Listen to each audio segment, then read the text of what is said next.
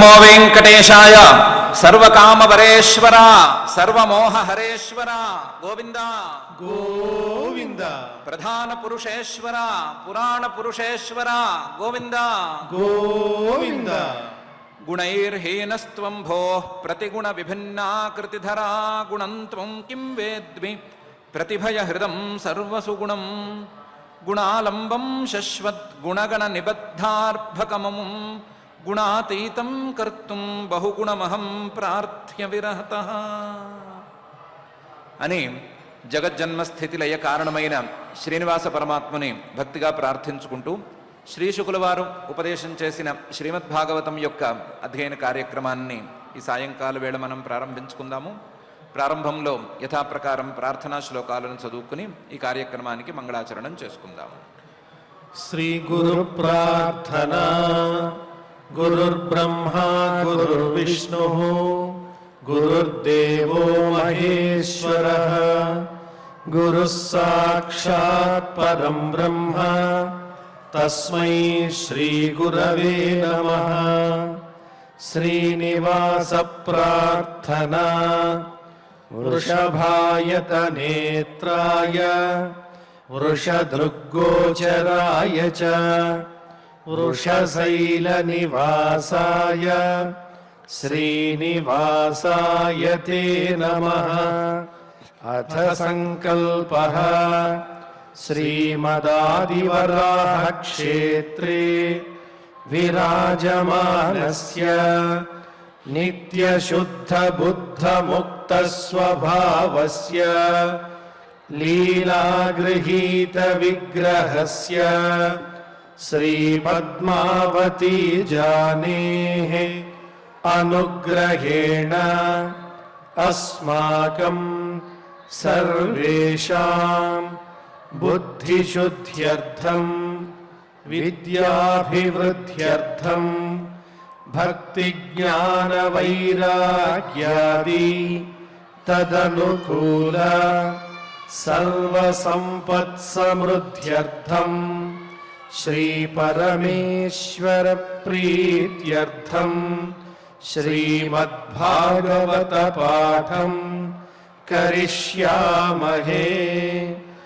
అస్య శ్రీమద్భాగవత స్తోత్ర మహామంత్రస్య నారద ఋషిః బృహతీ ఛందః శ్రీకృష్ణః పరమాత్మా దేవత బ్రహ్మ బీజం భక్తిః శక్తిః జ్ఞాన వైరాగ్యే కీలకం అస్మాకం శ్రీమద్భగవత్ ప్రసాద సిద్ధ్యర్థే పాఠే వినియోగః ధ్యానం నారాయణామృతరసాఢ్యపయోదుహంతి తన్నామరూపశుభగానరవైశ్చలంతి వ్యాసప్రసూతశుకగోపవరైర్లసంతి గాం కామదాం దుహత భాగవతం వదంతి. శ్రీ గురుభ్యో నమః. బ్రహ్మగారు తాను కష్టపడి తపస్సు చేసుకుని ప్రసన్నం చేసుకున్నటువంటి శ్రీమన్నారాయణమూర్తిని తన హృదయంలో దర్శించుకున్నారు. దర్శించుకున్నటువంటి ఆ మూర్తిని భక్తిగా స్తుతి చేసుకున్నారు. ఆయన చేసుకున్న తపస్సుకి ఆయన చేసిన స్తుతికి రెండిటికి సంతోషపడినటువంటి శ్రీమన్నారాయణమూర్తి ఆ బ్రహ్మగారితో ఆ హృదయాంతరాళంలోనే సంభాషణ చేశాడు. ఆ సంభాషణ మొత్తం కేవలం బ్రహ్మగారికి మాత్రమే కాకుండా సామాన్య ప్రజలకు కూడా అందుబాటులో ఉండేలాగా పరమాత్మ జాగ్రత్త చూసుకున్నాడు.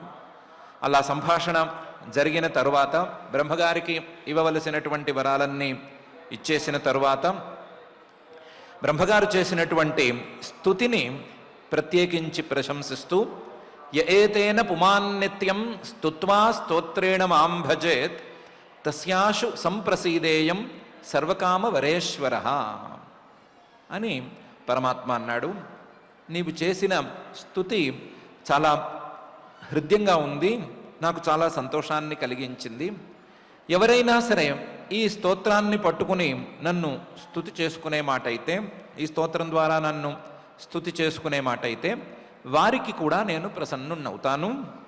నేను కోరికలన్నిటిలో కల్లా ఉత్తమమైనటువంటి కోరికను, అంటే మోక్షం అనేటువంటి కోరికను తీర్చగలిగినటువంటి వాడిని అని చెప్పాడు. అసలు ఈ పరమాత్మ యొక్క ప్రీతి అనేది ఎందుకు? పరమాత్మ ప్రీతిని సాధించటం అనేది అంత కష్టమా? స్తోత్రానికి నేను చాలా ప్రసన్నున్నైపోతున్నాను, తొందరగా దీన్ని ఎవరైనా దీన్ని పట్టుకుని చేసుకోగలిగితే వాళ్ళకి తొందరగా నేను ప్రసన్నున్నవుతాను అని చెప్పేంత స్థాయిలో ఉంది కదా.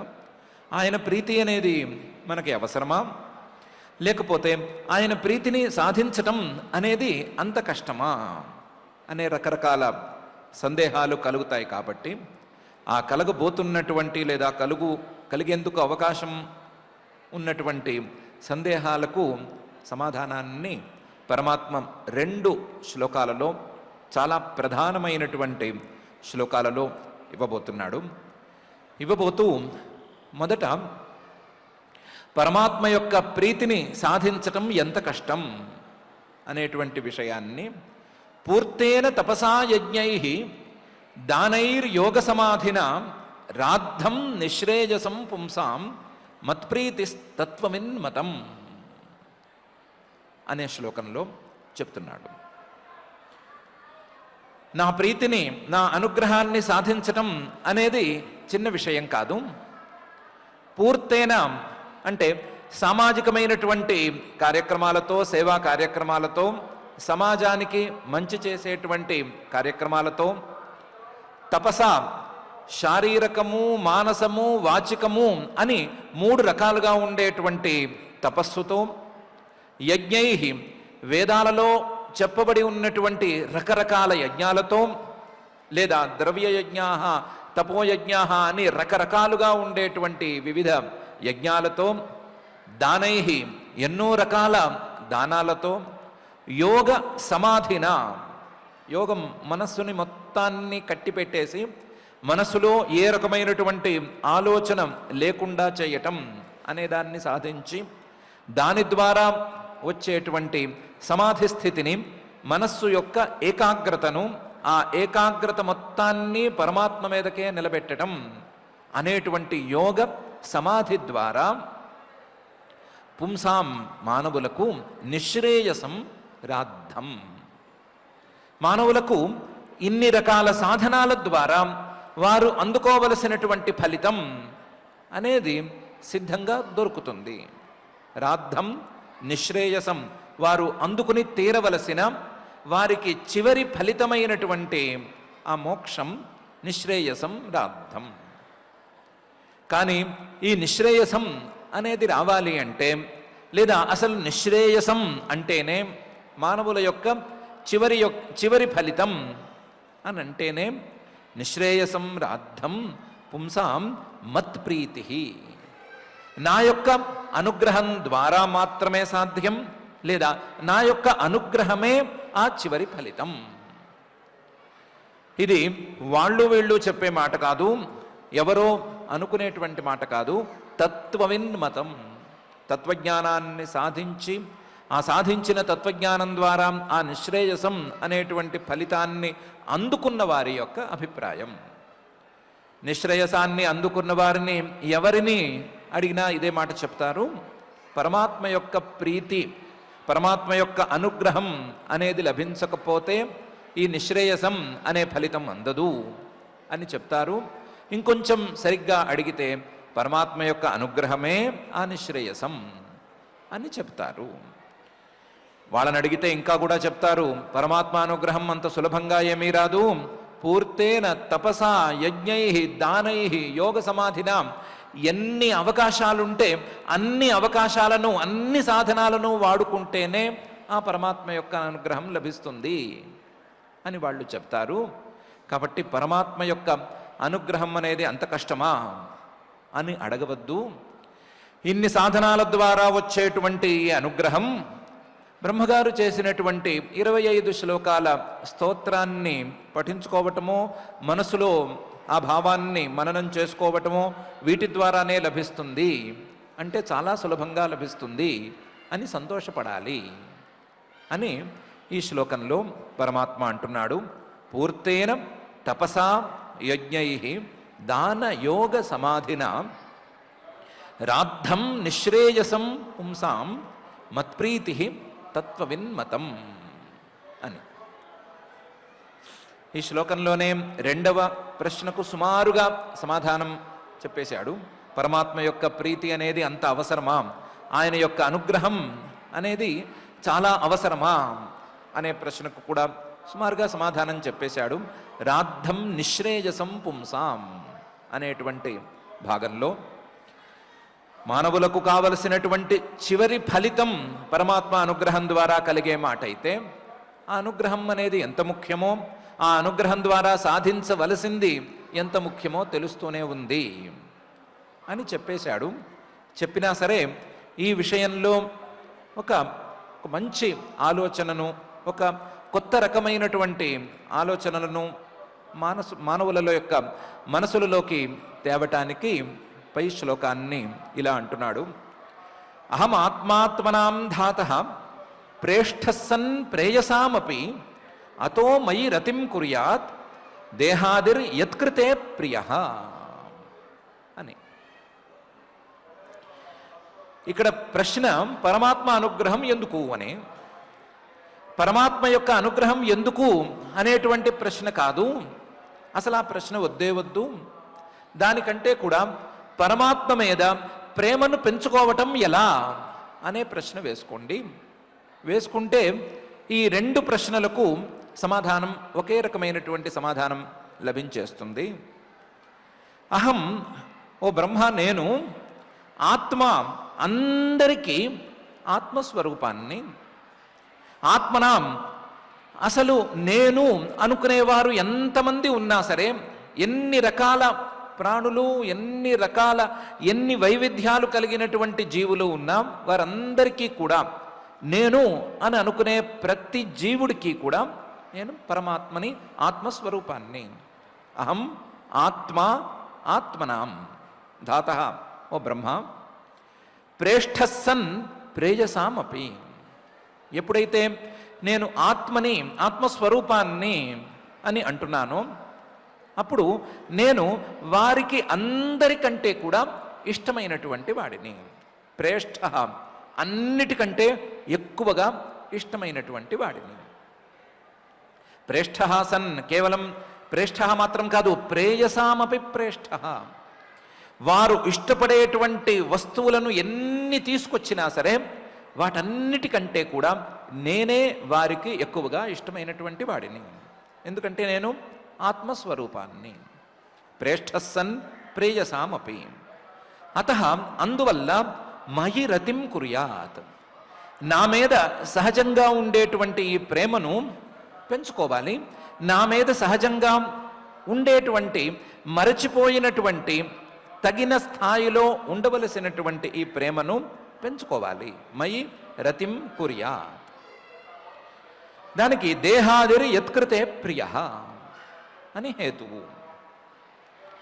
ఎవరికి వారికి ప్రేయస్సులు అంటే కావలసినవి, ఇష్టమైనవి చాలా ఉన్నాయి కదా. అందులో శరీరంతో మొదలుపెట్టి ఆ శరీరానికి సంబంధించినవి చాలా ఎక్కువగానే ఉన్నాయి కదా. అవన్నీ కూడా యత్కృతే, నా మీద ఉండేటువంటి ప్రేమ ద్వారా ప్రియాలుగా ఉన్నాయి. దేహాది యత్కృతే ప్రియ, అటువంటి నా మీద రతిం కుర్యాత్, నిజమైనటువంటి ప్రేమను పెంచుకోవాలి. తప్పిపోయినటువంటి ప్రేమను మళ్ళీ కూడా నిలబెట్టుకోవాలి. నిలబెట్టుకుని నా మీద ప్రేమతో, ఆ భక్తితో నా యొక్క అనుగ్రహాన్ని సాధించి వాళ్లకు కావలసినటువంటి నిశ్రేయసం, పరమ ప్రయోజనం అనే దాన్ని సంపాదించుకోవాలి అని ఈ శ్లోకంలో పరమాత్మ అంటున్నాడు. అహం ఆత్మాత్మనాం ధాతః ప్రేష్ఠస్సన్ ప్రేయసామపి అతో మయి రతిం కుర్యాత్ దేహాదిర్ యత్కృతే ప్రియః అనే శ్లోకంలో. ఏమంటున్నాడు పరమాత్మ? మానవులే కాదు, జీవుల్లో అందరికీ కూడా ఒక మాట తప్పనిసరిగా ఉండాల్సిందే. అదేంటి అంటే, ఇది నాకు ఇష్టం. ఫలానా వస్తువు లేదా ఫలానా పదార్థం, తిండో ఇంకోటో, పదవో, అధికారమో, ఇల్లు, వాకిలో, పొలమో, పుట్రో, ఏదో ఒకటి నాకు ఇష్టం అనే పేరు రావాలి. నాకు అది కావాలి అనే భావానికి ముందు ఈ ఇష్టం అనేటువంటి భావన ఆయా పదార్థాల మీద, ఆయా వస్తువుల మీద ఎందుకు కలుగుతోంది అనే ప్రశ్న సహజంగా వేసుకోవాలి. ఎవరు వేసుకోరు. ఇష్టం అన్న తర్వాత దీన్ని సాధించటం ఎలా అనే ప్రశ్న మీదకే మళ్ళుతారు. కానీ అసలు ఇది ఎందుకు ఇష్టమైంది అనే ప్రశ్న ఎవరు వేసుకోరు. కానీ వేసుకోవాలి. వేసుకుంటే దానికి సమాధానం ఒకటే రావాలి. ఇది నాకు అనుకూలం కాబట్టి, ఇది నాకు ఏదో లాభాన్ని చేకూరుస్తుంది కాబట్టి ఇది నాకు కావాలి.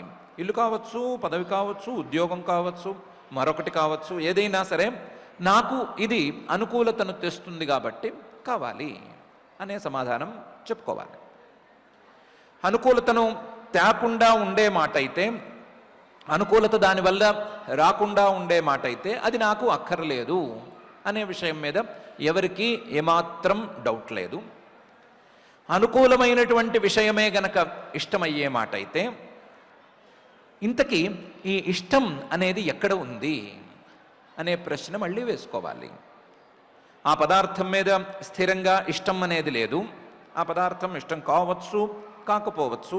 అనుకూలంగా ఉంటే ఇష్టం అవ్వచ్చు, అనుకూలం కాదు అని తేలిన వెంటనే కరివేపాకుని తీసిపారేసినట్టు తీసిపారేయచ్చు, ఏమైనా చేయొచ్చు. కానీ ఈ స్థిరమైనటువంటి ఇష్టం అనేది ఎక్కడ ఉంది అని ప్రశ్న వేసుకోవాలి. వేసుకుంటే నా మీద నాకు ఉంది, నన్ను నేను ప్రేమిస్తున్నాను కాబట్టి, నా మీద నాకు ఇష్టం ఉంది కాబట్టి, ఆ ఇష్టానికి తగినట్లుగా నా మీద ఉండేటువంటి ప్రేమకు విఘాతం లేని విషయాల మీద నాకు ఇష్టం ఉంటుంది. నా మీద ఉండేటువంటి ప్రేమకు ఏమాత్రం ఇబ్బంది కలిగే మాట అయినా సరే ఆ వస్తువుల మీద నాకు ఇష్టం ఉండదు అని సమాధానం చెప్పుకుని తీరాలి. ఇలా నా మీద నాకు ప్రేమ ఉంది అనేటువంటి సమాధానం గనక వచ్చిన మాట అయితే, ఇష్టం అనేది నా మీద నాకు మాత్రమే ఉంది, స్థిరంగా అక్కడే ఉంది అనే సమాధానం వచ్చినట్లయితే, ఈ నేను ఎవరు అనే ప్రశ్న రావాలి. నేనెవరు?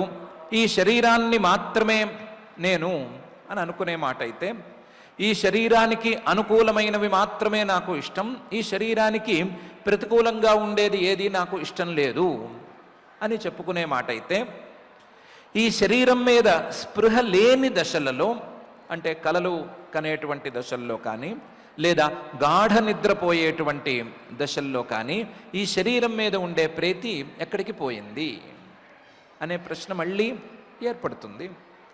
కలలు కనేటప్పుడు శరీరం మీద పడుకున్నటువంటి శరీరం మీద ఇష్టం ఉండటానికో లేదా కనీసం దాని మీద ధ్యాస ఉండటానికో కూడా అవకాశం లేదు కదా. ఇలాంటి పరిస్థితులలో శరీరమే గనక నేను అనే మాట అయితే, ఆ నేను మీద స్థిరమైనటువంటి ప్రేమ అనేది కనిపించట్లేదు కదా అని మళ్ళీ దాని మీద పై ప్రశ్న వచ్చి తీరుతుంది.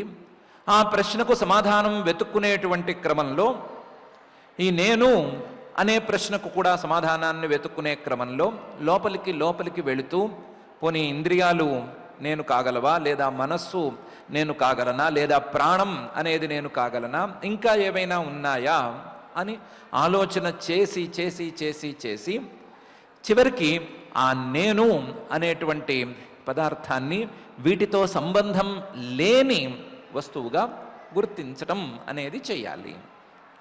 ఈ నేను అనేటువంటి భావన ఈ మనస్సు లేకపోతే ప్రాణం లేదా మరొక శరీరం, ఇంద్రియాలు లేదా విషయాలు వీటి మీద ఎక్కడా కూడా స్థిరంగా లేదు అనేటువంటి విషయాన్ని నిర్ణయించుకోవాలి. నిర్ణయించుకుని వీటన్నిటికంటే విభిన్నంగా లోపల ఒక తత్వం అనేది ఉంది. ఆ తత్వం మీదే మనకు స్థిరమైనటువంటి ప్రేమ ఉంది. ఆ తత్వాన్నే నేను అని అనుకోవటం అనేది ప్రారంభిస్తున్నాము. ఆ తత్వం మీద ఉండేటువంటి ప్రేమ క్రమక్రమంగా ఈ మనస్సు మీద, శరీరం మీద, దాని ద్వారా ఆయా విషయాల మీద ప్రసరించింది అని అనుకోవాలి. ఇలా అనుకోవటం ద్వారా అసలు ప్రేమ అనేది ఎక్కడ ఉంది అని కనిపెట్టగలగాలి. అలా కనిపెట్టగలిగినప్పుడు దేహాది యత్కృతే ప్రియ అనే విషయం తేలిపోయినప్పుడు ఆ దేహాదిరి యత్కృతే ప్రియ సకహ అనే ప్రశ్న ఏర్పడుతుంది. సకహ అంటే మళ్ళీ నేను, లేదా జీవుడు, లేదా ప్రాణి, లోపల ఉండేటువంటి వాడు, ఇలాంటి సమాధానాలన్నీ వచ్చిన తరువాత ఈ జీవుడి యొక్క స్వరూపం ఏమిటి అని మళ్ళీ ఒక ప్రశ్న ఏర్పడగా ఆ జీవుడి యొక్క వాస్తవ స్వరూపమైనటువంటి పరమాత్మ రూపాన్ని స్థిరమైనటువంటి ప్రేమకు విషయంగా గుర్తించుకోవాలి. గుర్తించుకుని ఆ పరమాత్మ మీద ఉండవలసినటువంటి సహజంగా ఉండేటువంటి ప్రేమ మిగతా వాళ్ళన్నిటికీ, మిగతా పదార్థాలన్నిటికీ కూడా డిస్ట్రిబ్యూట్ అయిపోయింది. స్థిరంగా అక్కడే ఉండవలసినటువంటి ప్రేమ మిగతా వాటికి పల్చబడిపోయింది అనే విషయాన్ని గుర్తించుకోవాలి. గుర్తించుకుని ఆ పల్చబడిపోయినటువంటి పరమాత్మ మీద ప్రేమను మళ్ళీ కాస్తంత బలపరుచుకోవాలి. కాస్తే కాదు, మిగతా వాటి మీద ప్రేమ లేనంత స్థాయిలో బలపరుచుకోవాలి. అలా బలపరుచుకున్నప్పుడు ఆ ప్రేమ భక్తిగా మారుతుంది. భక్తిగా మారినటువంటి ఆ ప్రేమ అనుగ్రహాన్ని, పరమాత్మ యొక్క అనుగ్రహాన్ని ప్రసాదిస్తుంది. ఆ అనుగ్రహం మిగతా విషయాలతో సంబంధం లేనటువంటి పరమాత్మ స్వరూపమైనటువంటి ఆనందాన్ని ఫలితంగా ఇస్తుంది అని పరమాత్మ చెప్పదలుచుకున్నాడు. నవా అరే సర్వస్య కామాయ సర్వం ప్రియం భవతి, ఆత్మనస్తు కామాయ సర్వం ప్రియం భవతి అనేటువంటి బృహదారణ్యక వాక్యాన్ని చెప్పదలుచుకున్నాడు. ఈ బృహదారణ్యక వాక్యంలో ఉండేటువంటి జీవుడి యొక్క స్వస్వరూపం అసలు ప్రేమకు, అసలు ఇష్టానికి విషయం అనేటువంటి అంశాన్ని దేహాదిరి యత్కృతే ప్రియ అనేటువంటి భాగంలో తీసుకొచ్చి చూపించాడు. ఆ స్వరూపమే, ఆ పరమాత్మ యొక్క స్వరూపమే అసలు అన్నిటికంటే ప్రియమైనది అనేటువంటి ప్రేష్ఠ సన్ ప్రేయసామపి అనేటువంటి అంశాన్ని తదేతత్ ప్రేయ పుత్రాత్ ప్రేయో విత్తాత్ ప్రేయోన్యస్మాత్ సర్వస్మాత్ అనేటువంటి బృహదారణ్యక వాక్యం నుంచి తీసుకొచ్చాడు. తీసుకొచ్చి ఈ వాక్యాల యొక్క సమాహారంగా అసలు ప్రేమ ఎక్కడ ఉంది, ఎక్కడి నుంచి బయలుదేరింది, ఎక్కడ పల్చబడిపోయి పారిపోతోంది, ఎక్కడ స్థిరంగా ఉండాలి అనేటువంటి అంశాలన్నిటినీ కూడా ఈ శ్లోకంలో గుచ్చి అతి ప్రధానమైనటువంటి మానవులకు కావలసింది ఏంటి, ఎవరికైనా సరే కావలసింది ఏంటి అనేటువంటి విషయం మీద ఒక కొత్త ఆలోచనను రేకెత్తించాడు. రేకెత్తిస్తూ అహం ఆత్మాత్మనాం ధాతః ప్రేష్ఠస్సన్ ప్రేయసామపి అతో మయి రతిం కుర్యాత్ దేహాదిర్ యత్కృతే ప్రియ అని అంటున్నాడు. వాస్తవానికి ఈ శ్లోకం యొక్క లోతు, పరమాత్మ చెప్పిన ఈ మాట యొక్క తాత్పర్యం ఇంతటితో పూర్తి కాలేదు. ఇంకా చాలా చాలా చాలా ఉంది.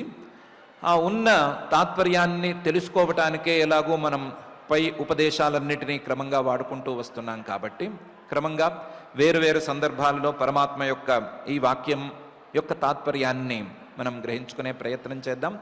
ఇప్పటికైతే ఆయన పైన ఏం చెప్తున్నాడు అనే విషయాన్ని తెలుసుకోవటానికి ముందుకు వెళదాం. నేనే అందరికీ సర్వప్రియుడిని కాబట్టి, నా యొక్క అనుగ్రహమే అందరికీ కావలసింది కాబట్టి, ఆ అందరిలో ఓ బ్రహ్మ నువ్వు కూడా ఉన్నావు, నువ్వు కూడా నా యొక్క అనుగ్రహాన్ని సాధించుకుని తీరాలి, కాబట్టి నేను చెప్పినట్లు చేయి అని పై శ్లోకంలో పరమాత్మ అంటున్నాడు. సర్వవేదమయేనేదం ఆత్మనాత్మాత్మయోనిన ప్రజాసృజ యథాపూర్వం యాశ్చ మయ్యనుషేరతే అని. నీకుండే సందేహాలు ఏమైనా ఉంటే అవి నీతో పాటే పుట్టినటువంటి వేదాలతో తొలగిపోవాలి.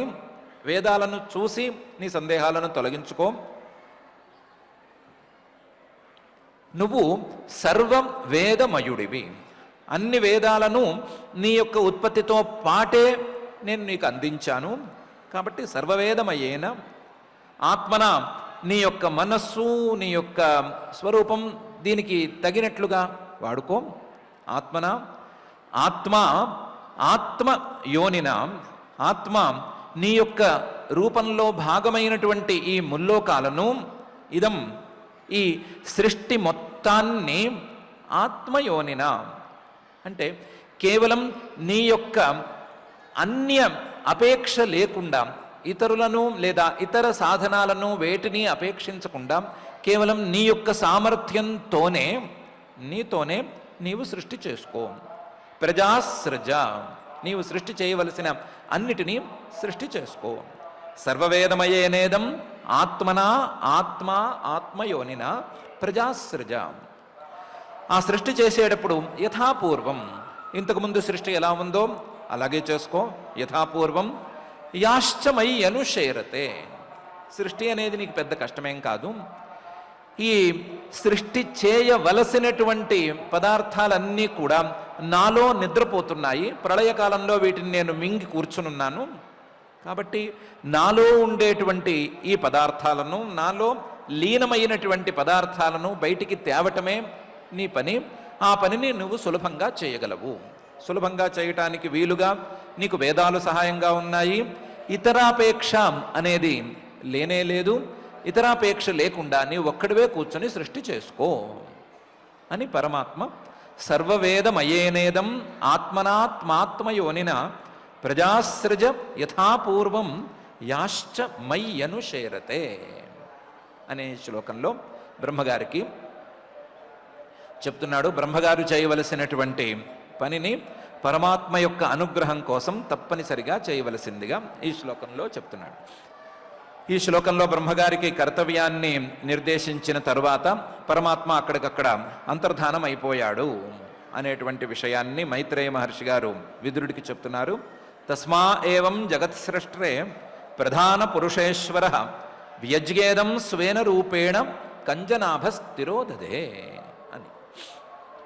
తస్మై తన హృదయంలో శ్రీమన్నారాయణమూర్తిని చూసుకున్నటువంటి ఆ బ్రహ్మగారికి ఏవం ఈ విధంగా జగత్సృష్ట్రే, జగత్తుని లేదా ఈ సృష్టిని మొత్తాన్ని చేయవలసినటువంటి, ఈ సృష్టిని చేయవలసినటువంటి బ్రహ్మగారికి ప్రధాన పురుషేశ్వర, ప్రధానం అంటే మూడు గుణాల సమ్మేళనమైనటువంటి మాయ, పురుషాహ అంటే ఆ మాయ ద్వారా వచ్చేటువంటి ఈ సృష్టిని అనుభవించేటువంటి జీవులు, వీళ్ళిద్దరికీ కూడా, ప్రధానానికి పురుషులకి ఇద్దరికీ కూడా ఈశ్వర నియంత నియామకుడు అయినటువంటి ఆ పరమాత్మ వ్యజ్గేదం తన యొక్క రూపాన్ని తెలిసేటట్లుగా చూపించి, వ్యజ్గేదం స్వేన రూపేణ ఆయన చేయవలసినటువంటి విషయాలన్నిటినీ కూడా, ఆయనకు చేయవలసినటువంటి ఉపదేశాన్నంతటినీ కూడా చేసేసి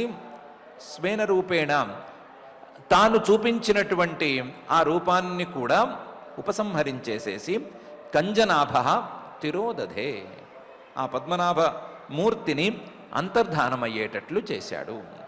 కంజనాభ పద్మనాభుడైనటువంటి ఆ శ్రీమన్నారాయణమూర్తి తిరోదధే అంతర్ధానం అయిపోయాడు.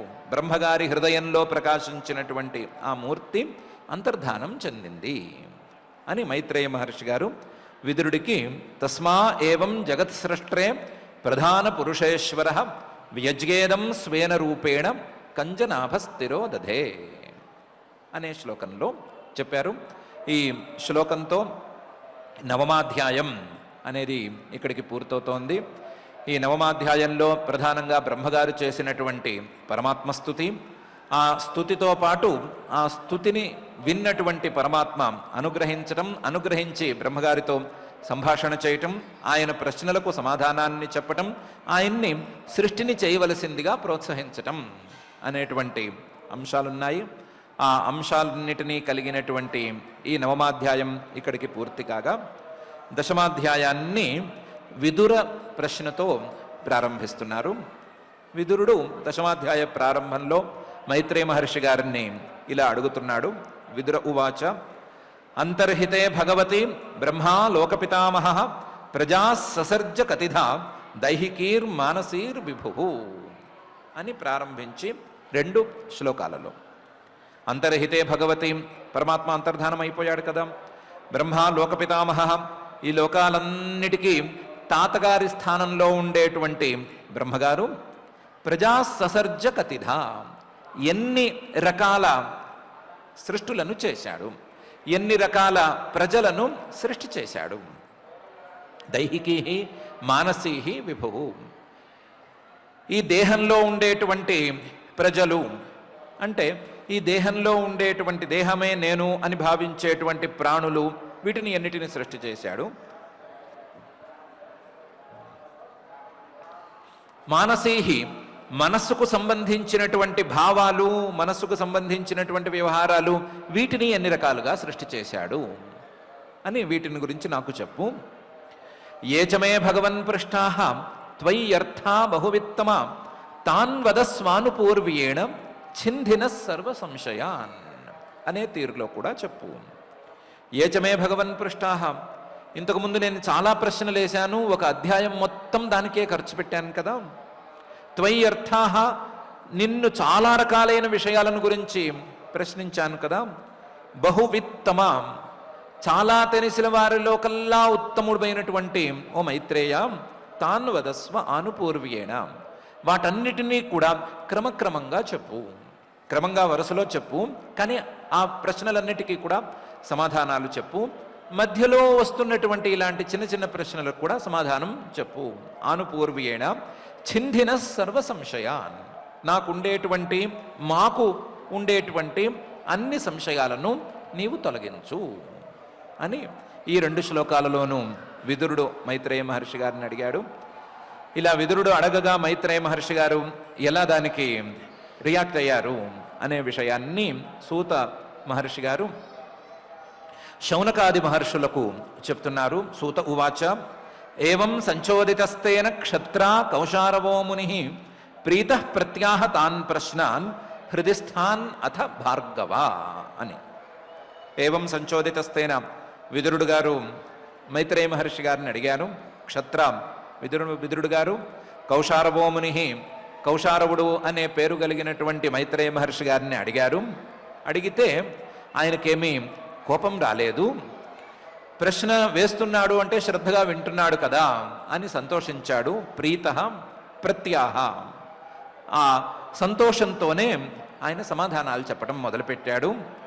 తాన్ ప్రశ్నాన్ విదురుడు ఇంతకుముందు అడిగినటువంటి ప్రశ్నలకు అలాగే విదురుడు కొత్తగా అడిగినటువంటి ప్రశ్నకు అన్నిటికీ సమాధానం చెప్పడం ప్రారంభించాడు. విదురుడు అడిగినటువంటి ప్రశ్నలలో ఏ ప్రశ్నని కూడా మైత్రేయ మహర్షి గారు మర్చిపోలేదు. ఆయన హృదయంలో ఆయన మనసులో అన్ని ప్రశ్నలు ఉన్నాయి. ఒకదాని తర్వాత ఒకటి చెప్పటం అని కాకుండా ఏ సమాధానం తర్వాత ఏ సమాధానం చెప్తే మళ్ళీ ప్రశ్నలు రాకుండా ఉంటాయో ఆ తీరులో సమాధానం చెప్దాము అనేటువంటి వరుసలో ఆయన వెళుతున్నాడే కానీ ఆయన ప్రశ్నలనేమీ మర్చిపోలేదు. హృదిస్థాన్ ఆయన మనసుల్లో అన్ని ప్రశ్నలు ఉన్నాయి. ఆ ఉన్న ప్రశ్నలన్నిటికీ కూడా సమాధానం చెప్పటం అనేది ప్రారంభించాడు. హృదిస్థాన్ అథ భార్గవ. ఓ శౌనక మహర్షి, విదురుడు అడిగినటువంటి ప్రశ్నలన్నిటినీ మనసులో ఉంచుకున్న మైత్రేయ మహర్షి గారు వాటికి సమాధానాలను చెప్పటం ప్రారంభించారు అని సూతుడు శౌనకాది మహర్షులకు జరిగినటువంటి వృత్తాంతాన్ని తెలియచేస్తున్నాడు. చేస్తూ మైత్రేయ ఉవాచ మైత్రేయుడు ఇలా సమాధానాన్ని ప్రారంభించాడు. పరమాత్మ తన యొక్క పద్మనాభమూర్తిని అంతర్ధానం చేసేసిన తర్వాత విరించోపి తథాచక్రే దివ్యం వర్షశతం తపః ఆత్మన్యాత్మానమావేశ్య యదాహ భగవాన్ అజః అనే తీరులో బ్రహ్మగారు తన పనిని ప్రారంభించారు. విరించోపి బ్రహ్మగారు కూడా తథాచక్రే అట్లాగే చేశాడు. ఏం చేశాడు? దివ్యం వర్షశతం తపః మళ్ళీ 100 ఏళ్ల పాటు తన మానంలో తన యొక్క కాలమానంలో 100 ఏళ్ల పాటు తపస్సును చేశాడు. విరించోపి తథాచక్రే దివ్యం వర్షశతం తపః. ఆ తపస్సును ఎలా చేశాడు ఆత్మని ఆత్మానం ఆవేశ్య, ఆత్మని పరమాత్మయందు, ఆత్మానం తన మనస్సును ఆవేశ్య పూర్తిగా నిలబెట్టి వేరే విషయాలను ఆలోచించకుండా, ఇప్పుడు సందేహాల గురించి కానీ ఈ సృష్టి తాలూకు వ్యవహారాలను గురించి కానీ కూడా ఆలోచించకుండా ఆత్మని ఆత్మానం ఆవేశ్య తపః చక్రే, తథాచక్రే అట్లాగే చేశాడు. ఎట్లా చేశాడు అంటే యదాహ భగవాన్ అజహ, ఆ పరమాత్మ ఏ విధంగా తపస్సు చేయమని చెప్పాడో అదే విధంగా తపస్సు చేశాడు. ముందు 100 సంవత్సరాల పాటు తీవ్రమైనటువంటి తపస్సు చేశాడు అని మైత్రేయ మహర్షి గారు విదురుడితో విరుంచోపి తథాచక్రే దివ్యం వర్షశతం తపః ఆత్మన్యాత్మానం ఆవేశ్య యదాహ భగవాన్ అజహ అని అంటున్నారు. అప్పుడు ఏం జరిగింది? 100 సంవత్సరాలు తపస్సు చేసిన తర్వాత ఏం జరిగింది అంటే తద్విలోక్యాబ్జ సంభూతో వాయునా యదధిష్ఠిత పద్మమంభశ్చ తత్కాల కృత వీర్యేణ కంపితం అనే తీరులో ఒక చిన్న ఇన్సిడెంట్ జరిగింది. ఈయన 100 సంవత్సరాలు తపస్సు చేసి ఒకసారి కళ్ళు తెరిచాడు. కళ్ళు తెరిచి ఏం చేద్దాము, అసలు ఏముంది, పరిస్థితి ఏంటి అని చుట్టూ తేరిపారు చూశాడు. చూస్తే ఆయనకి కనిపించినవి ఏమిటి అంటే తద్విలోక్య అబ్జ సంభూత, పద్మంలోనే పుట్టినటువంటి బ్రహ్మగారికి ముందు తాను కూర్చుని ఉన్నటువంటి పద్మం కనిపించింది. ఉన్నది అదొకటి. వాయున ఆ పద్మాన్ని ఇటు అటు కదిలిస్తూ ప్రళయకాలంలో ఉండేటువంటి తీవ్రమైన వాయువు ఒకటి కనిపించింది. మరి కళ్ళకి కనిపించినా కనిపించకపోయినా వాయువు ఉంది అనే విషయం తెలిసింది. ఇది ఊగుతోంది కాబట్టి. వాయున యదధిష్ఠిత, తాను కూర్చున్నటువంటి ఈ పద్మం, తాను కూర్చున్నటువంటి ఈ తామర పువ్వు ఈ ప్రళయకాలంలో ఉండేటువంటి వాయువుకు తీవ్రంగా కంపించిపోతోంది అనే విషయం కూడా ఆయనకు తెలిసింది. ఆ పద్మం మాత్రమే కాకుండా పద్మం అంభశ్చ, అంభ ఆ పద్మం తామర పువ్వు ఉండేటువంటి నీరు కూడా ఈ ప్రళయకాలంలో ఉండేటువంటి వాయువుకు చాలా ఇటు అటు ఊగిపోతోంది. ఆ నీటిలో ఉండేటువంటి అలలు ఆ విషయాన్ని సూచిస్తున్నాయి అని చూశాడు. పద్మం అంభశ్చ. ఒక్కసారి ఆలోచించి చూశాడు, ఈ పద్మాన్ని, ఈ తామర పువ్వుని ఇది కదిలించేసేస్తోంది, అలాగే ఆ తామర పువ్వు ఉన్న నీరును కూడా ఇది కదిలిస్తోంది కదా, దీనికి ఇంత సామర్థ్యం ఎక్కడి నుంచి వచ్చింది, ఈ వాయువుకు ఇంత సామర్థ్యం ఎక్కడి నుంచి వచ్చింది అని చూశాడు. చూస్తే తత్కాలకృత వీర్యేణ అనే విషయం అర్థమైపోయింది. ప్రళయకాలంలో వాయువుకి, నీటికి, అగ్నికి, వీటన్నిటికీ కూడా ఎక్కడ లేని బలం అనేది చేకూరుతుంది. వాటి యొక్క సామర్థ్యాన్ని ఎవరు అంచనా వేయలేరు. అలా అంచనా వేయలేనటువంటి సామర్థ్యంతో తత్కాలకృత వీర్యేణ, ఆ కాలంలో ప్రళయకాలంలో మాత్రమే ఉండేటువంటి సామర్థ్యంతో ఇప్పుడు వాయువు వీస్తోంది కాబట్టి ఇవన్నీ ఊగిపోతున్నాయి అని ఆయన అర్థం చేసుకున్నాడు. తత్కాలకృత వీర్యేణ కంపితమిదం అనే విషయాన్ని కనిపెట్టాడు. కళ్ళు తెరిచి చూడంగానే మొదలు తానున్న తామర పువ్వును, ఊగే తామర పువ్వును చూశాడు. ఆ ఊగుతున్నటువంటి తామర పువ్వు ఉండే నీరును చూశాడు. ఈ రెండిటినీ ఊపేటువంటి వాయువును, ఆ వాయువు యొక్క సామర్థ్యాన్ని ఆయన అంచనా వేశాడు. వేసి అసలు ఇక మీద కనుక సృష్టి జరగాలి అంటే ఈ నీరు, వాయువు ఈ రెండు ఉండకూడదు. ఈ నీరు ప్రళయానికి సంబంధించిన నీరు, ఇది సృష్టిలో ఉండటానికి వీల్లేదు. ఈ వాయువుకు ఇప్పుడు ఉండేటువంటి సామర్థ్యంతో గనక వేయిస్తే ఏ ప్రాణికి మనుగడ అనేది సాధ్యం కాదు అని తేల్చుకున్నాడు. తేల్చుకుని తపసా హ్యేధమానేన విద్యయా చాత్మ సంస్థయా వివృద్ధ విజ్ఞాన బల న్యపాద్వాయుం సహాంభస అనే తీరులో ఈ నీటిని అలాగే ఈ వాయువును, ఈ రెండిటిని కూడా తన యొక్క సామర్థ్యంతో పీల్చేశాడు.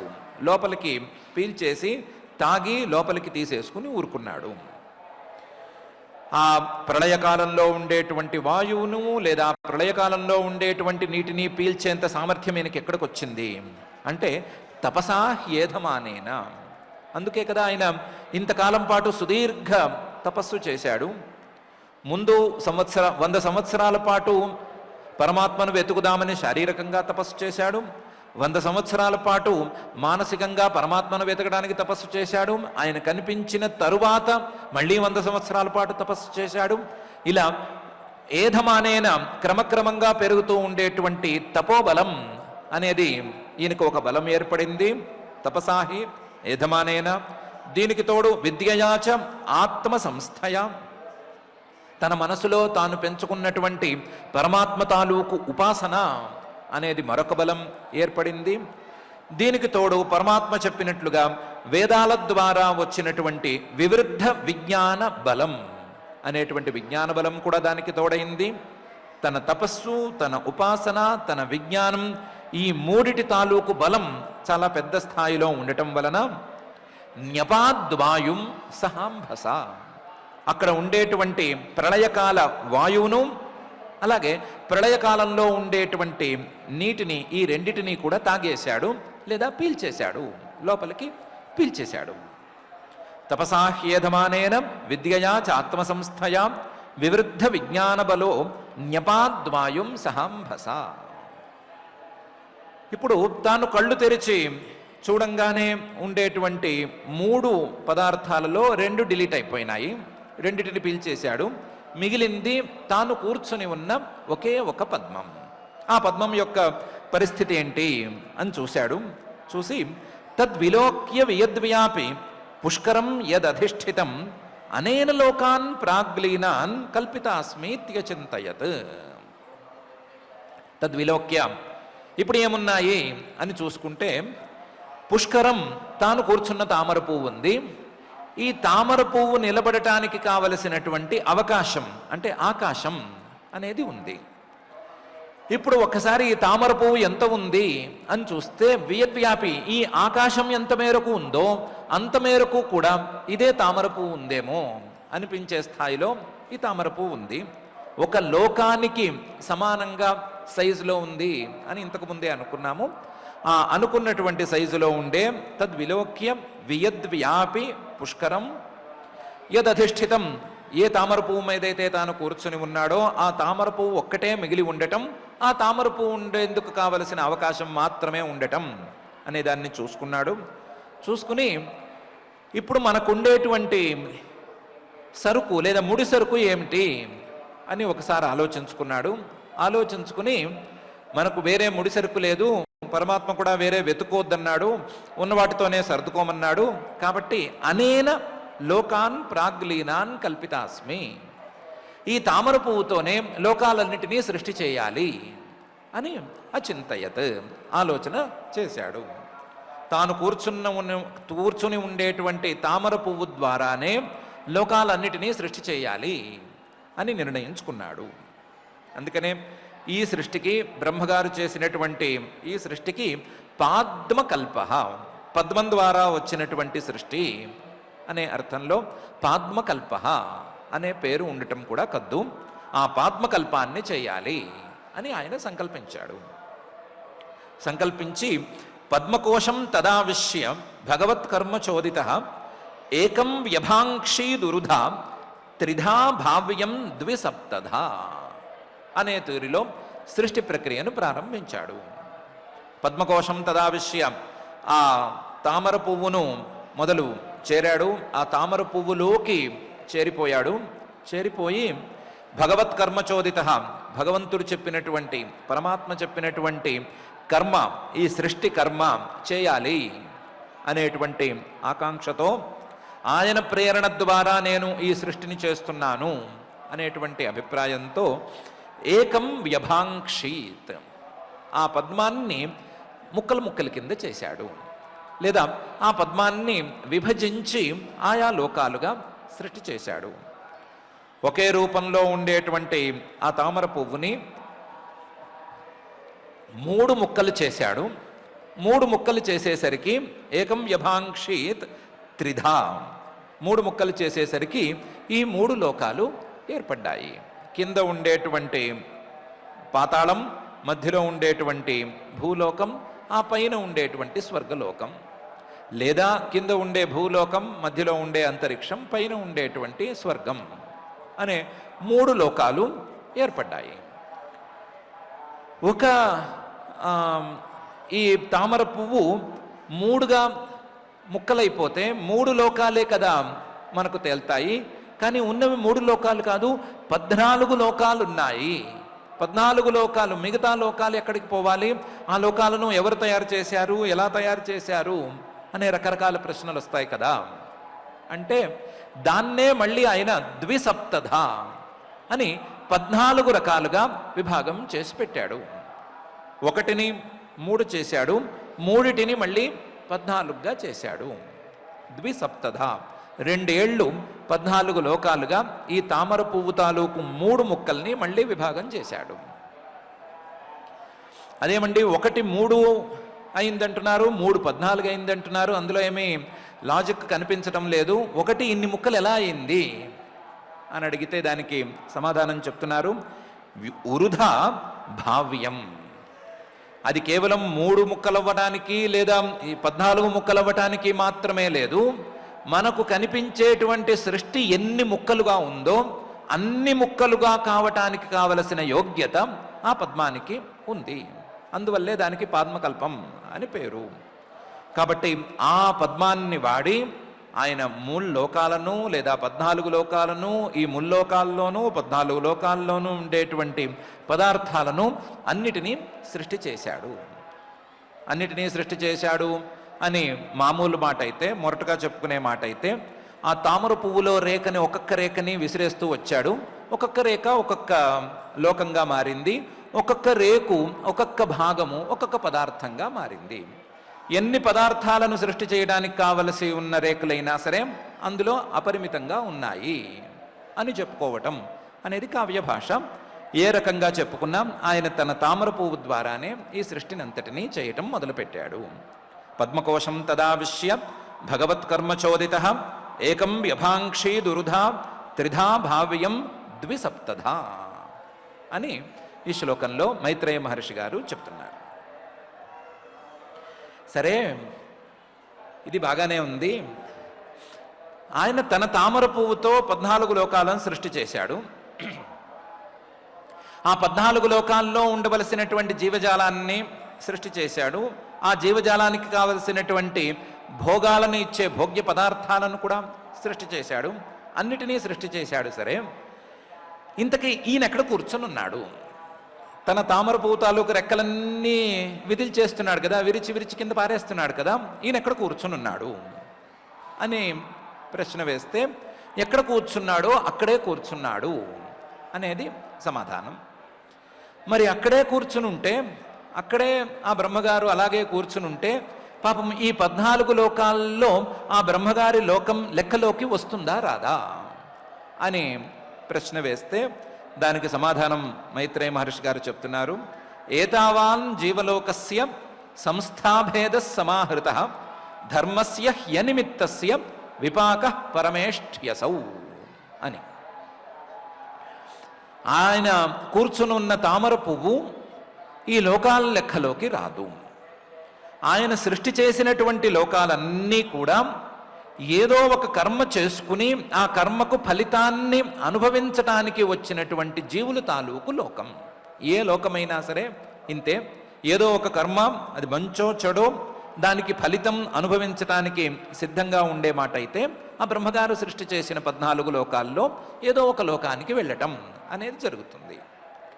ఏతావాన్ జీవలోకస్య, ఏతావాన్ ఈ 3 లోకాలు కానీ లేదా 14 లోకాలు కానీ, ఇంతవరకే జీవలోకస్య అంటే ఈ రకరకాల మార్పులతో రకరకాల తేడాలతో ఉండేటువంటి జీవులందరికీ కూడా సంస్థా భేద, వారు చేరవలసినటువంటి లేదా వారు అనుభవించవలసినటువంటి ఫలితాన్ని అందుకునే స్థానం. సంస్థా భేద సమాహృత, ఇది ఇంతవరకే. కానీ బ్రహ్మగారు ఈ 14 లోకాల్లో ఎక్కడికి చేరవలసిన వాడు కాడు. ఎందుకంటే ఆయన ఏదో ఒక ఫలితాన్ని ఆశించి కర్మ చేయలేదు. ఫలితాన్ని ఆశించి కర్మ చేసిన వాడు ఎవడూ కూడా ఆ బ్రహ్మగారి స్థానంలో కూర్చోలేడు. ఎందుకు? ధర్మస్య హి అనిమిత్తస్య విపాక పరమేష్ఠ్యసౌ.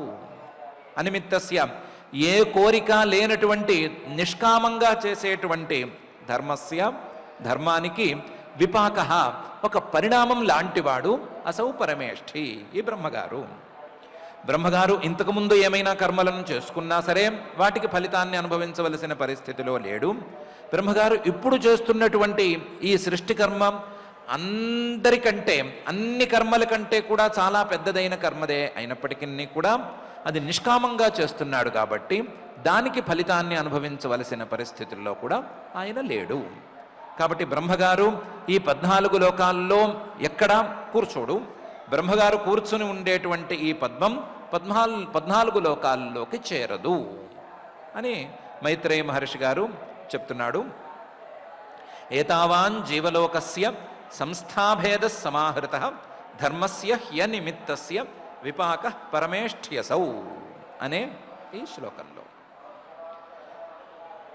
ఇది విన్న వెంటనే విదురుడికి ఒక కొత్త ప్రశ్న అనేది వచ్చింది. మీరు సృష్టి గురించి మాట్లాడుతున్నారు, సృష్టి ముందు ప్రళయం ఉంది అని అంటున్నారు. ఈ సృష్టికి ప్రళయానికి మధ్య ఉండేటువంటి గీతను నిర్ణయించేది ఎవరు? ఎప్పటి నుంచి ఎప్పటి వరకు సృష్టి కావాలి? ఏ కాలం నుంచి ఏ కాలం వరకు ప్రళయం అనేది జరగాలి? మళ్ళీ కొత్తగా సృష్టి ప్రారంభం అవ్వాలి అంటే ఏం కావాలి అని వీటి మధ్య గీతలు తెలియటం లేదు. ఒకవేళ వీటి మధ్య ఉండేటువంటి గీత కాలమే అయినట్లయితే సృష్టి కాలం, ప్రళయకాలం, మళ్ళీ పునఃసృష్టి కాలం అనే తీరులో కాలమే వీటి మధ్య గీత అయితే ఆ కాలం గురించి సరిగ్గా తెలియట్లేదు. అందువల్ల యదార్థ బహురూపస్య హరేరద్భుతకర్మణ కాలాఖ్యం లక్షణం బ్రహ్మన్ యథా వర్ణయ న ప్రభో అని విదుర ఉవాచ. విదురుడు మైత్రేయ మహర్షి గారిని ప్రశ్న వేస్తున్నాడు. ఏమని? యదార్థ బహురూపస్య, ఇన్ని రూపాలలో సృష్టిలో ఉండేటువంటి అన్ని రూపాలలోనూ మారేటువంటి హరేహే ఆ పరమాత్మ యొక్క అద్భుత కర్మణ, చాలా ఆశ్చర్యకరమైనటువంటి కర్మలను ఆశ్చర్యకరమైనటువంటి రూపాలను చేసి చూపించేటువంటి ఆ పరమాత్మ యొక్క ఈ కాలాఖ్యం, కాలం అనేటువంటి ఒక సాధనం, అంటే సృష్టిని ప్రళయాన్ని రెండిటినీ కూడా నియంత్రించి ఉండవలసినటువంటి ఈ కాలం అనే దాన్ని గురించి ఏమీ తెలియట్లేదు. కాలాఖ్యం లక్షణం, ఆయన తాలూకు కాలస్వరూపం అనేది తెలియట్లేదు. బ్రహ్మన్, ఓ మైత్రేయ, యథావర్ణయ, ఆ కాలం గురించి నాకు చెప్పు. కాలం గురించి గనక సరిగ్గా తెలియకపోతే సృష్టికాలం ప్రళయకాలం అనే మాట అర్థం కాదు. ఎంతవరకు సృష్టి ఉంటుంది, ఎప్పటి నుంచి సృష్టి ప్రారంభమవుతుంది అనే సంగతి తెలియట్లేదు, అర్థం కావట్లేదు. కాబట్టి కాలం తాలూకు లక్షణం, డెఫినేషన్, అలాగే కాలంలో ఉండేటువంటి స్థూల సూక్ష్మ విభాగాలు, కేటగిరీస్, వీటన్నిటిని గురించి నాకు చెప్పు. యథావత్ వర్ణయ, కాలం తాలూకు సమగ్రమైనటువంటి సమాచారాన్ని నాకు అందించు. అదేంటి, కాలం గురించి తెలుసుకోవాలి అంటే వేరువేరు పుస్తకాలు చదువుకోవచ్చు కదా అంటే అవేమీ చెల్లవు. కాలం గురించి ఎవరికీ సరి అయిన ఐడియా ఉండదు. కాలం అనేది అతి సూక్ష్మమైనటువంటి పదార్థం. ఆ కాలం అనేటువంటి పదార్థాన్ని సరిగ్గా తెలుసుకోవాలి అంటే దానికి యోగ శక్తి అనేది ఉండాలి. మనస్సుకు ఒక యోగ శక్తి ఉండాలి. ఆ యోగ శక్తి ఉన్నవాళ్ళు మాత్రమే కాలం ఎక్కడి నుంచి ప్రారంభమవుతోంది, ఎక్కడ అంతమవుతోంది, కాలం యొక్క పరిధి ఏమిటి, వీటన్నిటినీ తెలుసుకోగలరు. నీవు అలాంటి యోగ శక్తి ఉన్నవాడివి కాబట్టి, ప్రభో సమర్థుడివి కాబట్టి నిన్ను మాత్రమే అడుగుతున్నాను. మిగతావన్నీ తోచినవి తోచినట్లుగా చెప్పేటువంటి లక్షణాలు, ఇలా చెప్దామా అలా చెప్దామా, ఇంతే చెప్దామా ఇంకొంచెం పెంచుదామా అని అనుకునే వాళ్ళు చెప్పేటువంటి లక్షణాలు నాకు అలాంటివి అక్కర్లేదు. కాలాన్ని కళ్ళతో చూసినంత స్పష్టంగా యోగశక్తితో చూసిన నీవు చెప్పేటువంటి సమాధానమే కావాలి అని విదురుడు ఈ శ్లోకంలో అంటున్నాడు. కాలాన్ని గురించి చెప్పడం చిన్న పని కాదు. కాలాన్ని గురించి చెప్పటం అనేది నీ వంటి వారి వల్ల తప్ప మరొకరి వల్ల కాదు అనేటువంటి అభిప్రాయంతోనూ, కాలం గురించి చెప్పకుండా ఈ సృష్టిని గురించి చెప్తే సరిగ్గా అర్థం కావట్లేదు అనేటువంటి అభిప్రాయంతోనూ, యథార్థ బహురూపస్య హరేరద్భుతకర్మణ కాలాఖ్యం లక్షణం బ్రహ్మన్ యథా వర్ణయ న ప్రభో అనే ఈ శ్లోకంలో. దానికి మైత్రేయ మహర్షి గారు అంగీకరించడమైతే అంగీకరించారు, కానీ కాలం గురించే గనక యోగశక్తితో మాత్రమే తెలుసుకోవటం సాధ్యం అనుకునే మాట అయితే, యోగశక్తి ద్వారా మాత్రమే కాలం గురించి తెలుసుకోగలము అనేటువంటి మాట ఉండే మాట అయితే, ఆ యోగశక్తితో చూసిన నాకు అర్థమైతే అర్థమవుతుంది, కానీ నేను చెబితే ఏమర్థమవుతుంది, ఏమని చెప్తే అర్థమవుతుంది? కాబట్టి కాలాన్ని గురించి సామాన్యంగానే ప్రస్తుతానికి చెప్తాను. ఆ సామాన్యంగా ఉండేటువంటి కాలాన్ని కొద్దిగా చాలా తక్కువ స్థాయిలో అర్థం చేసుకుని, పైన కొంత పై అధ్యాయాలలో కొంత విశేషంగా కూడా చెప్తాను. దాన్ని కూడా అర్థం చేసుకుని అడ్జస్ట్ చేసుకోవటమే, ఏదో విధంగా దాన్ని సర్దుకోవటమే తప్ప కాలాన్ని స్పష్టంగా తెలుసుకోవటం అనేది మాటల ద్వారా సాధ్యం కాదు అనే అభిప్రాయంతోనే మైత్రేయ ఉవాచ, మైత్రేయ మహర్షి గారు చెప్తున్నారు, గుణవ్యతికరాకార నిర్విశేషో ప్రతిష్ఠిత పురుషస్తదుపాదానం ఆత్మానం లీలయా అసృజత్ అనే శ్లోకంలో. చెప్పలేమండి కాలం గురించి అంత స్పష్టంగా చెప్పలేము, ఎందుకంటే అవిశేష. ఆ కాలం అనేది నిర్విశేషం, ఏ విశేషము లేనటువంటిది, ఏ విశేషము లేదు కాబట్టి దాన్ని మాటలతో చెప్పటం అనేది అయ్యే పని కాదు, దాదాపు అసంభవం కిందే లెక్క. కానీ అది కాలం సరిగా అర్థం కాకపోతే ముందుకు వెళ్ళట్లేదు అంటున్నావు కాబట్టి ఆ కాలాన్ని గురించి సామాన్యంగా 2 ముక్కలు చెప్తాను. ఒకటి గుణ వ్యతికర ఆకార. ఈ కాలం అనేది ఏదో ఒక గుణాల యొక్క పరిణామం, మార్పు అనేది ఏర్పడినప్పుడు తెలుస్తుంది. గుణ వ్యతికర ఆకార. గుణాలు సత్వరజస్తమో గుణాలు, వాటి తాలూకు వ్యతికరం అంటే మార్పు లేదా పరిణామము. ఆ పరిణామం వచ్చినప్పుడు ఆకార, ఈ కాలం అనేది కొంచెంగా తెలిసేందుకు అవకాశం ఉంటుంది. అదే సమయంలో అప్రతిష్ఠిత. ఈ కాలం ఎక్కడ మొదలవుతోంది, ఎక్కడ ఇది పూర్తవుతోంది, దీని మొదలేంటి కొన ఏంటి అని తెలుసుకోవటం ఎవరి వల్ల కాదు. అప్రతిష్ఠిత, దీన్ని ఫలానా చోట ఆపటం అనేది మన వల్ల కాదు. దీన్ని తెలుసుకోవాలి అంటే మార్పుల ద్వారా మాత్రమే తెలుసుకోవాలి. దీనికి మొదలు కొన అనేవి 2 ఉండవు అనే 2 ముక్కలు మాత్రమే నేను నీకు చెప్పగలను. గుణవ్యతికరాకార నిర్విశేష అప్రతిష్ఠిత కాల అని మైత్రేయ మహర్షి గారు విదురుడితో అంటున్నారు. ఒక చెట్టు అనేదాన్ని తీసుకుంటే ఆ చెట్టు ఉన్నంత కాలం ఒక కాలం అని చెప్పుకుంటాం కదా, చెట్టు కాలం. లేదా ఫలానా వ్యక్తిని తీసుకుంటే ఆ వ్యక్తి ఉన్నంత కాలం ఒక కాలం అని చెప్పుకుంటాం కదా. దానికి అర్థమేంటి అని ఆలోచిస్తే దీనికి సమాధానం దొరుకుతుంది. చెట్టు తాలూకు కాలం అంటే ఒక గింజని భూమిలో పాతిపెట్టిన తర్వాత ఆ గింజ మొలకగా మారుతున్నటువంటి మొదటి మార్పు దగ్గర నుంచి ఆ మొలక కొంచెం పెద్దదవ్వటం, అది కాస్త ఒక మొక్కగా మారటం, మొక్క చెట్టు అవ్వటం, చెట్టు మానవ్వటం, మానుగా ఉండి రకరకాల ఆకుల్ని కొమ్మల్ని పెంచుకుంటూ పోవటం, పెంచుకుంటూ పూలు పళ్ళు ఇవన్నీ ఇచ్చి ఇచ్చి ఇచ్చి ఇచ్చి చివరికి ఒక రోజుకి అది ఎండి పూర్తిగా మళ్ళీ చిగురించకపోవటం అనే దశ వరకు ఉండేటువంటి మార్పులన్నిటినీ గనక రాసుకోగలిగితే, రికార్డు చేసుకోగలిగితే, ఆ మార్పులన్నిటినీ కలిపి ఉంచితే ఎంత కాలం పడుతుందో ఆ కాలం పేరు ఒక చెట్టుకు సంబంధించిన కాలం. ఇదే వ్యక్తులకు సంబంధించినటువంటి కాలం కూడా. అలాగే ఈ సృష్టి మొత్తాన్ని ఈ సృష్టి మొలకెత్తటం, ఆ మొలకెత్తిన సృష్టి మెల్లమెల్లగా మొక్కగా మారి శాఖోపశాఖలుగా విస్తరిస్తూ ఉండటం, విస్తరించినటువంటి సృష్టి తన కాలం పూర్తి అయిపోయిన తర్వాత ఎండిపోయి నీరుగానో ఇందాక చెప్పుకున్న వాయువుగానో మారిపోవటం వరకు ఉండేటువంటి మార్పులన్నిటినీ గనక రికార్డు చేసుకోగలిగితే ఆ మార్పులన్నిటి తాలూకు కాలాన్ని ఒక సృష్టి కాలం అని చెప్పుకోవచ్చు.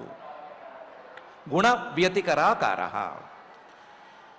మరి ఈ సృష్టి గురించే చెప్తున్నారు, మార్పుల గురించే చెప్తున్నారు, కాలం గురించి చెప్పట్లేదు అంటే నిర్విశేష. దాన్ని నోటితో చెప్పటం అనేది అయ్యే పని కాదు. నోటితో చెప్పేన్ని విశేషాలేమీ ఆ కాలంలో లేవు. అదే సమయంలో ఒక సృష్టి తర్వాత మరొక సృష్టి, ఇంకొక సృష్టి తర్వాత ఇంకొక సృష్టి వస్తూనే ఉన్నాయి కాబట్టి అప్రతిష్ఠిత. ఈ కాలం, ఈ సృష్టి కాలం అనేటువంటి కాలం కూడా ఒక చోట అంతమవ్వటం లేదు. ఒకవేళ కనుక మనం మర్రి చెట్టునే ఉదాహరణగా తీసుకుంటే, మర్రి మొలక వచ్చింది, అది చెట్టుగా మారింది, మారినటువంటి చెట్టు ఎండిపోయింది. కానీ ఈ లోపలే అది ఊడలుగా విస్తరించి ఇంకో చోట తన యొక్క కొత్త కాండాన్ని ప్రారంభిస్తోంది. ప్రారంభించిన ఆ మర్రి చెట్టు ఇంకా ముందుకు వెళుతూనే ఉంది. ఈ మర్రి చెట్టు కాలం ఎప్పటికి పూర్తయింది అని నిర్ణయించడం అనేది కష్టం. అలాగే ఈ సృష్టికాలం ఎప్పటికి పూర్తవుతోంది అని నిర్ణయించడం కూడా కష్టం. అసలు కాలం అనేది అప్రతిష్ఠితం అని తెలుసుకోవటమే ఉత్తమం. మాటల ద్వారా చెప్పగలిగింది ఇంతే అని మహర్షి గారు గుణ వ్యతికరాకార నిర్విశేషోప్రతిష్ఠిత అనేటువంటి భాగంలో చెప్పి, కాలం గురించి చెప్తేనే ముందుకెడుతుంది అంటున్నావు కాబట్టి ఇంతవరకు చెప్పాను. పురుషస్తదుపాదానం ఆత్మానం లీలయా సృజత్ అనేటువంటి భాగంలో పురుష ఈ పరమాత్మ, తదుపాదానం ఈ కాలాన్ని సాధనంగా చేసుకుని, లీలయ చాలా అనాయాసంగా లీలగా, ఆత్మానం అసృజత్ తనను తాను ముక్కల కింద చేసుకుని తనతో తాను ఈ సృష్టిని మొత్తాన్ని చేశాడు అనేటువంటి విషయాన్ని చెప్తున్నారు. పురుషస్తదుపాదానం ఆత్మానం లీలయా అసృజత్ అనేటువంటి భాగంలో. నువ్వు కాలం గురించి చెప్తేనే ముందుకు వెళుతుంది అన్నావు కాబట్టి కాలం గురించి సామాన్యంగా చెప్పాను. కానీ అసలు ఈ కాలం గురించి తెలుసుకుని పెద్దగా ఉపయోగం లేదు. ఏమాత్రం అర్థం కానటువంటి ఈ కాలాన్ని సాధనంగా మలుచుకుని లీలగా ఏ కష్టము లేకుండా ఈ సృష్టిని మొత్తాన్ని చేసినటువంటి ఆత్మను, పరమాత్మను గురించి తెలుసుకోవాలి. ఆ పరమాత్మను గురించి తెలుసుకోవటానికి ఈ సృష్టిని వాడాలి. కానీ కాలాన్ని గురించి తెలుసుకోవటానికి సృష్టిని వాడకూడదు అనేటువంటి అభిప్రాయాన్ని కూడా మహర్షి గారు వ్యక్తపరుస్తూ కాల లక్షణం, సామాన్య లక్షణం అనే దాన్ని ఒకదాన్ని చెప్పి సృష్టి ప్రక్రియను ముందుకు తీసుకువెళ్ళాలి అని అనుకుంటున్నారు. గుణ వ్యతికరాకార నిర్విశేషోప్రతిష్ఠిత పురుషస్తదుపాదానం ఆత్మానం లీలయా అసృజత్ అనేటువంటి ఈ శ్లోకంలో ఇలా మొదలుపెట్టి, విశ్వం వై బ్రహ్మ తన్మాత్రం సంస్థితం విష్ణుమాయయా ఈశ్వరేణ పరిచ్ఛిన్నం కాలేన అవ్యక్తమూర్తినా అనే శ్లోకంలో ఈ కాలాన్ని గురించి, ఈ కాలాన్ని తన అదుపులో ఉంచుకున్నటువంటి పరమాత్మను గురించి ఒక కొత్త కోణాన్ని ఆవిష్కరిస్తున్నారు. విశ్వం వై బ్రహ్మ, ఈ సృష్టిలో ఉండేటువంటి ప్రతి పార్టికల్లు, ప్రతి ముక్క కూడా ఆ పరమాత్మ యొక్క రూపమే. విశ్వం వై బ్రహ్మ తన్మాత్రం, ఈ విశ్వంలో, ఈ సృష్టిలో పరమాత్మ తప్ప మరొకటి లేనే లేదు. తన్మాత్రం సత్ సంస్థితం, ఈ బయటికి విడిగా కనిపించేటువంటి ఈ రూపాలన్నిటినీ కూడా ప్రళయకాలంలో సంస్థితం విష్ణుమాయయ, తన యొక్క మాయతో మళ్ళీ లోపలికి పీల్చేశాడు కదా పరమాత్మ. విశ్వం వై బ్రహ్మ తన్మాత్రం సంస్థితం విష్ణుమాయయ, ఆ పరమాత్మ ఈశ్వరేణ పరిచ్ఛిన్నం కాలేన అవ్యక్తమూర్తిన. ఎప్పుడు సృష్టి చేయాలి, సృష్టికాలం ఎప్పుడు మొదలు కావాలి, ఎప్పుడు సృష్టికాలం అనేది పూర్తయి ప్రళయకాలం ప్రారంభం కావాలి అనే విషయాన్ని క్లియర్గా తెలుసుకుంటాడు. ఈశ్వరేణ పరిచ్ఛిన్నం, చాలా స్పష్టంగానే విభాగంతో గీతతో సహా ఆయనకు తెలుసు. ఎందుకంటే ఆయనే కాలేన అవ్యక్తమూర్తిన, అవ్యక్తమైనటువంటి ఈ కాలం ఆయన యొక్క ఒక రూపం, ఆయన యొక్క ఒక భాగం అని చెప్పుకోవచ్చు. కాబట్టి పరమాత్మలో భాగమైనటువంటి ఈ కాలాన్ని గురించి తెలుసుకోవటం అనేది కేవలం పరమాత్మకు మాత్రమే సాధ్యం. పరమాత్మ మాత్రమే ఈ కాలాన్ని కనిపెట్టగలడు, కనిపెట్టినటువంటి ఈ కాలంతో ఈ సృష్టిని చేయగలడు అనేటువంటి విషయాన్ని చెప్తున్నారు. విశ్వం వై బ్రహ్మ తన్మాత్రం సంస్థితం విష్ణుమాయయా ఈశ్వరేణ పరిచ్ఛిన్నం కాలేన అవ్యక్తమూర్తిన అనేటువంటి ఈ శ్లోకంలో కాలం అనేది మనకు అంతుబట్టే విషయం కాదు అని దీంతోనూ తెలిసిపోయింది. మైత్రేయ మహర్షి గారు చెప్పినటువంటి మాటతోనూ తెలిసిపోయింది. ఆయన చెప్పిన లక్షణంతో మరింత స్పష్టంగా తెలిసిపోయింది. మనం విడిగా ఆలోచించుకున్నటువంటి ఆలోచనలకు కూడా కాలం అనేది అందటం లేదు అనే విషయం తెలిసిపోయింది. కాలాన్ని తెలుసుకోవాలి, కాలాన్ని డిఫైన్ చేయాలి అని ఎన్ని ప్రయత్నాలు చేసినా అవేవి నిలవటం లేదు అనే విషయం మనకి తెలిసిపోయింది. కానీ మైత్రేయ మహర్షి గారు చెప్తున్నటువంటి మాట కాలాన్ని కనిపెట్టడం అనేది అంత ఇంపార్టెంట్ ఏం కాదు. కాలాన్ని ఎంతవరకు అర్థమైతే అంతవరకు అర్థం చేసుకుని ముందుకు వెళ్ళొచ్చు. కాకపోతే కాలాన్ని సద్వినియోగం చేసుకోవటం అనేదే ప్రధానం. ఆ కాలాన్ని సద్వినియోగం చేసుకోవటం అంటే కాలాన్ని కూడా తన అదుపులో ఉంచుకున్నటువంటి పరమాత్మను తెలుసుకోవటం అనేది. ఆ పరమాత్మను తెలుసుకోవటం అనేది కూడా పరమాత్మ మాటలలోనే చెప్పాలి అంటే ఆ పరమాత్మ నుంచే అసలు ప్రీతి అనేది ప్రారంభమైంది అని తెలుసుకోవటం దాకా వెళ్ళేటువంటి విచారణతో తెలుసుకోవటం.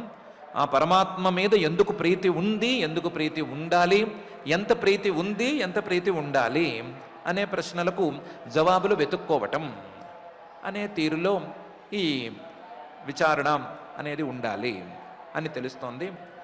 మైత్రేయ మహర్షి గారి మాటలలోనైనా పరమాత్మ మాటలలోనైనా తేలేది మాత్రం మిగతా విషయాల మీద పెద్దగా శ్రద్ధ అక్కర్లేదు, పరమాత్మ తత్వం మీదే ఎక్కువ శ్రద్ధ ఉండాలి అనేటువంటి మాట.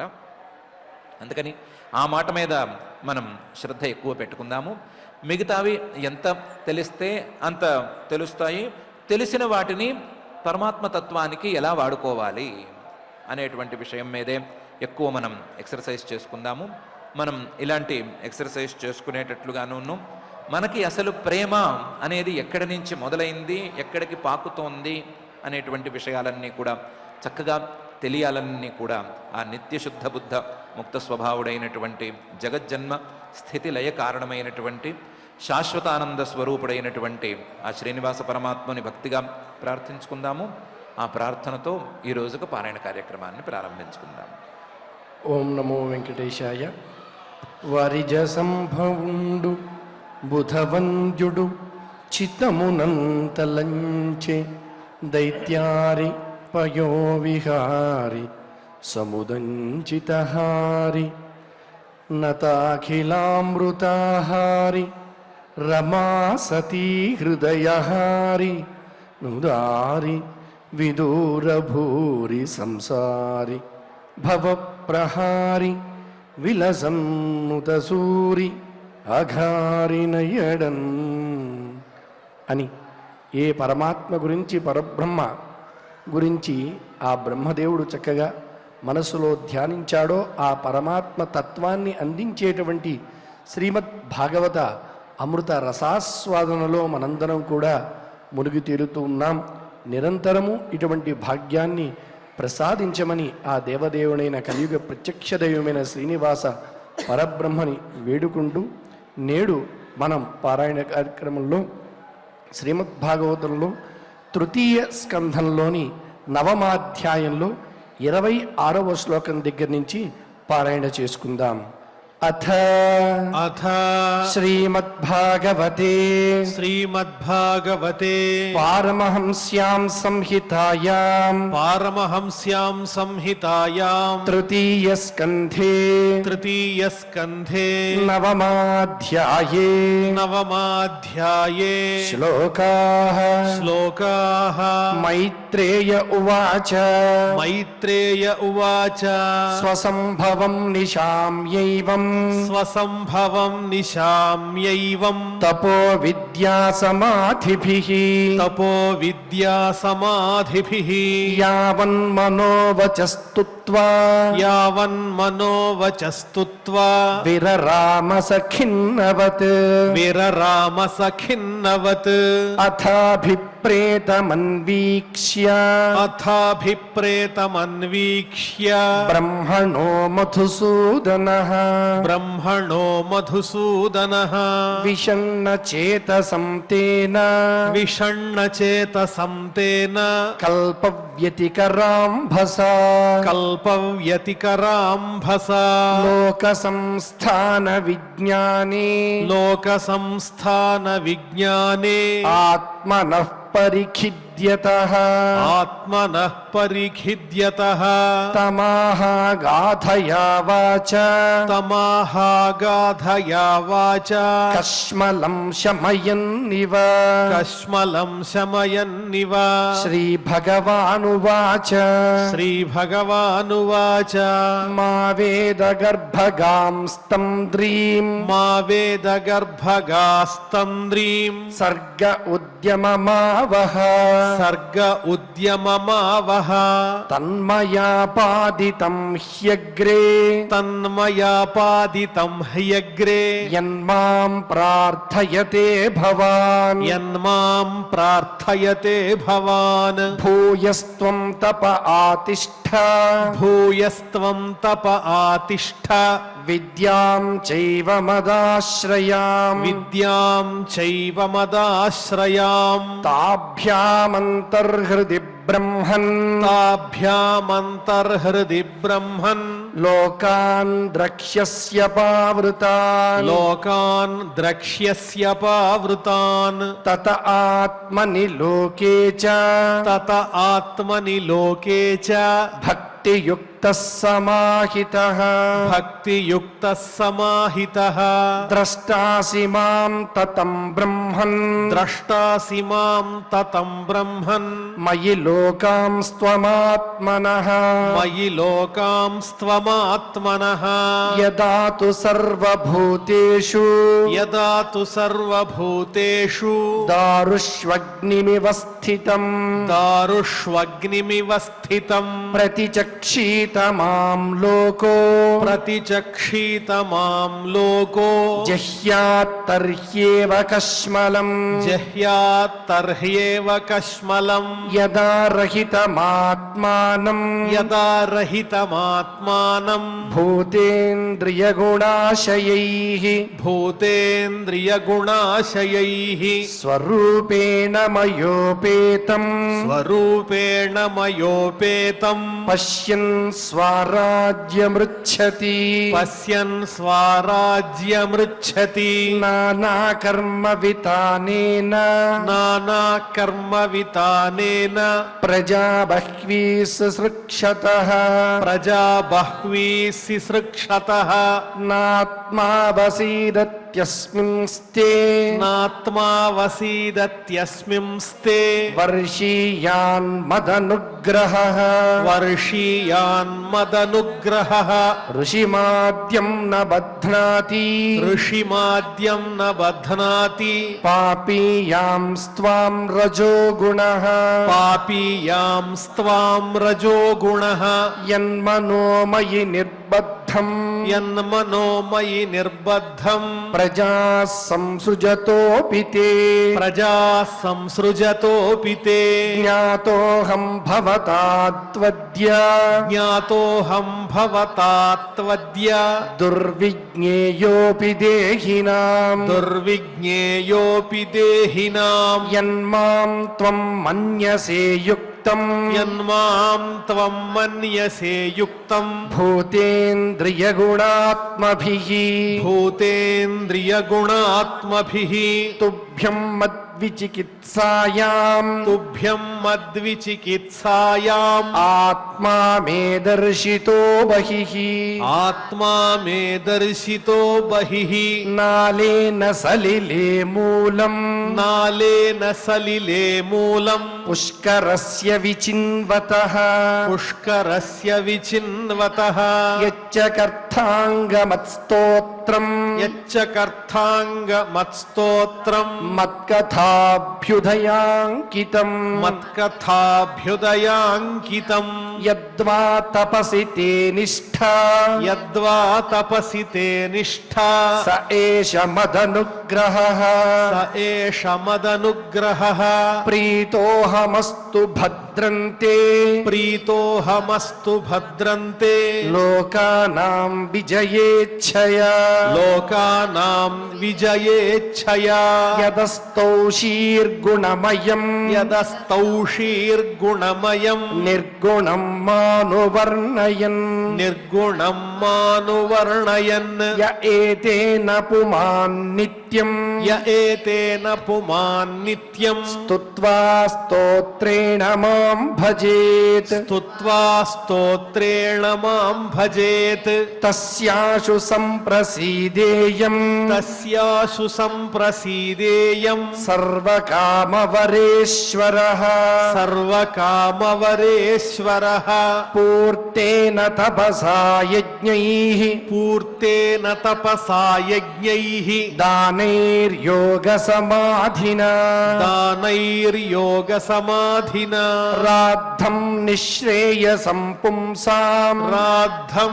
నిశ్రేయసం పుంసాం మత్ప్రీతిస్తత్వవిన్మతం మత్ప్రీతిస్తత్వవిన్మతం అహమాత్మాత్మనాం ధాతః అహమాత్మాత్మనాం ధాతః ప్రేష్ఠः సన్ ప్రేయసామపి ప్రేష్ఠः సన్ ప్రేయసామపి అతో మయి రతిం కుర్యాత్ అతో మయి రతిం కుర్యాత్ దేహాదిర్యత్కృతే ప్రియః దేహాదిర్యత్కృతే ప్రియః సర్వవేదమయేనేదం సర్వవేదమయేనేదం ఆత్మనాత్మాత్మయోనినా ఆత్మనాత్మాత్మయోనినా ప్రజాసృజ యథా పూర్వం ప్రజాసృజ యథా పూర్వం యాశ్చ మయ్యనుషేరతే యాశ్చ మయ్యనుసేరతే మైత్రేయ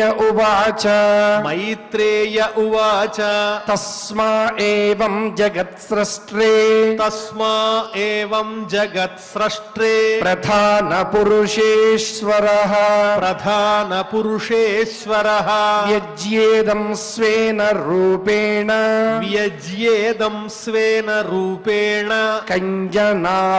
కంజనాభస్తిరోదధే కంజనాభస్తిరో దధే ఇతి ఇతి శ్రీమద్భాగవతే శ్రీమద్భాగవతే పారమహంస్యాం సంహితాయాం పారమహంస్యాం సంహితాయాం తృతీయ స్కంధే తృతీయ స్కంధే నవమోऽధ్యాయః నవమోऽధ్యాయః పారాయణ కార్యక్రమాన్ని భక్తి శ్రద్ధలతో పరిపూర్ణం చేసుకున్నాం. ఇప్పుడు అందరం కలిసి క్షమా ప్రార్థనాదులు పలుకుదాం.